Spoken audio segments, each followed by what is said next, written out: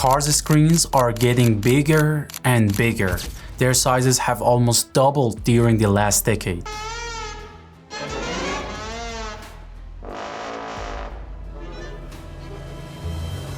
And it's not necessarily for us, the customers, or our convenience. The screens are hidden moneymakers for the companies. I'm gonna explain it, but before that, here is a huge paradox. Infotainment systems in newer vehicles are especially distracting for drivers between 55 and 75 years old. The screens are getting bigger, and so are their distractions and the risk of accidents. I think they are distractions as well. Yes, everything is a distraction. But it seems nobody can stop the car makers from putting bigger screens in their cars. Smart, intuitive, more personal. Here is an interesting experiment by a Swedish magazine to prove their danger. It put drivers at 110 kilometers an hour, about 68 miles an hour, and gave them 4 ordinary jobs. Turn on the seat heater and the defroster, find a radio station, reset the trip computer, and dim the dash lights. A 2005 Volvo V70, knobs, dials, buttons, all the school stuff, finished in 10 seconds flat and covered 306 meters, about 1,000 feet. A Tesla Model 3 took 23.5 seconds, a BMW iX 30.4, and finally an MG Marvel R took 44.9 seconds and covered 1,372 meters. It's almost a mile driven by somebody looking at a screen. Rerun this year, the average distance had grown from 756 meters to 813. You may say Europe noticed this. In January, they ruled to bring back the physical balance, right? Not exactly. From this month, physical controls are back in the spotlight for safety. They're ditching some of their all-screen dashboards and bringing back old-school physical buttons. Euro NCAP acted. To earn top marks, a car now needs real physical controls for 5 major functions: indicators, hazards, horn, wipers, and emergency call. That's it. The screen isn't on the list, and this July, Europe went further. On July 7th, 2026, the European Union flipped the switch on the next phase of the General Safety Regulation. Every new car sold should have a driver monitoring system, DMS, an infrared camera that continuously monitors the driver's eyes and face. And we are not allowed to turn it off permanently, which is annoying, always warning and beeping at you. If you drive a new car, you will know what I'm talking about. They're not very accurate. But the number of times I've been driving perfectly safe in the middle of the afternoon and getting a, you want to stop for a coffee break notice on my car, it's not there yet. Cars have driver assistance systems that can help with many driving tasks, but these systems don't work well all the time and they're definitely not foolproof. So the screens and their functions stay exactly the same size. On top of that, a camera watches us constantly to make sure we don't look at them. Interesting.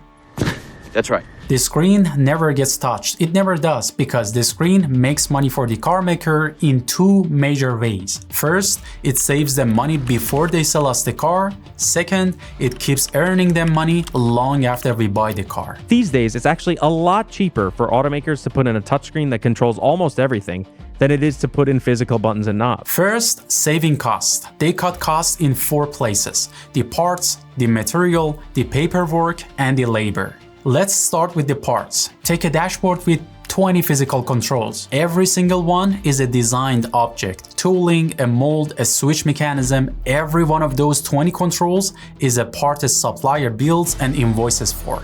But now, a screen takes all 20 jobs and folds them into one panel. If you can just spec a single component, it's a lot cheaper and easier to deal with a single supplier, and all you need to do is build the software. 20 things you pay for, replaced by one thing that got cheap on purpose. The Chinese government invested in and subsidized display makers in China, flooding the world with panels and screens, and the price collapsed. Even the big screen makers like LG closed some factories and focused on more expensive and premium screens. So the screens became cheap and necessary. Why? Because American law has required a backup camera since 2018. All new cars sold in the US are now required to have backup cameras. So a screen was already already sitting in the dash, already paid for. Adding a bigger one costs the car maker almost nothing. Second, the material. This is the big one. In an old car, a dashboard switch needs its own wire running all the way to the headlight it controls, front to back, every switch, every sensor, every motor, the same way. A premium car carries over 150 ECUs or computers, and the harness tying them together holds up to 5 kilometers of wire, 3 miles. There are controllers all over and miles of wire. As much as 68 kilos, 150 pounds riding around with us on every trip. So, the industry split the car into different zones: front left, rear right, cabin, powertrain. Now the switch and the headlight both connect to whichever controller is nearest them, and those controllers report back to one central computer over a single Ethernet line. That's why some new models move to 48 volt wiring instead of an old 12 volt, which pushes the same power through thinner wire. This architecture approach not only reduces wiring and the number of ECUs, but also provides a good platform for a software-defined vehicle. Tesla's Model 3 cut its cabling in half, 3 kilometers down to 1.5, and cut harness weight by up to 85%. A central computer needs a central control. A button can't take a software update, but a screen can. They can just send out an update, the same way you get a notification to update the operating system on your phone. Third, the paperwork. It's odd, but it's interesting. Those 20 controls are 20 part numbers, times every market, times every trim, times left-hand drive and right-hand drive. It's a lot. Each one needs warehouse space and its own quality check. Removing a single part number from the production saves up to $75,000 in storage and administration alone. The thing about buttons is that while they seem like the most basic of tech, they're now actually more expensive than screens to manufacture at scale when you think about the material, the mechanism, the wiring, and even the complexity of designing a dashboard to account for different options being available on certain trims or in certain international markets. And fourth, the labor. Robots build almost everything in a car factory, not the wiring harness. That is still routed by hand, model by model. A technician clips the main electrical harness to the aluminum frame. Smaller zonal harnesses change that. Leonie says automation in harness production can now pass 50%. 50%. It's interesting. Now let's move on to the second part. How do screens keep earning money after we buy the car? Touch screens and zonal wiring save car makers millions on the assembly line. But the real value is something else. They never stop collecting data. But a growing number of new vehicles also come with technology that tracks the car's movements, often without you even knowing. The car isn't just a machine that loses value anymore. New cars are arguably the most sophisticated data collection devices that we buy. There's plenty of people that would worry about a car company having access to the location of their car, the fuel status of their car, the number of kilometers it's driven, and potentially how they use that. Are they using that to target me to buy a new car? And the biggest screen in the middle is the Trojan Horse. An offering to Poseidon. The Greeks are praying for a safe return home. This is a gift. We should take it to the temple of Poseidon. It's the way in for money-making system built to charge us monthly fees, gather data on what we do while driving, show us ads, and sell it to outside brokers while cutting the costs. A 2023 study by the Mozilla Foundation looked at 25 car brands and called cars the worst product for privacy it had ever reviewed. Every brand failed. Cars got SIM cards, microphones, and even cameras, and the data they collected changed. It was no longer just about safety. The car records where we go, how we brake, what we play, even our weight and our face. Nissan's policy claimed the right to collect data on a driver's sex life and health. Kia's allowed genetic data. Toyota buried it all in 12 separate documents, so no one could follow it. And 84% of brands sell or share this data. Start with it's just you, no one else gets it, and then suddenly everybody has it. The government, the insurance companies, they're selling the data.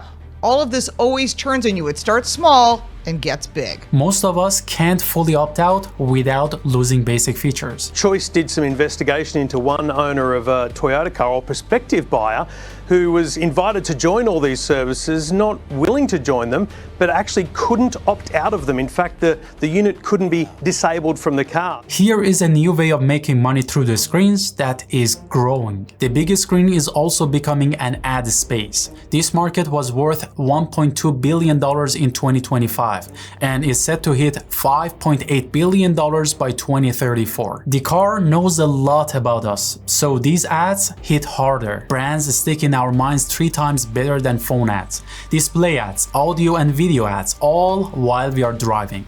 So Stellantis customers say advertisements flashed on their Jeep's center console screen offering extended warranties. Stellantis already works with an ad firm to sell this space.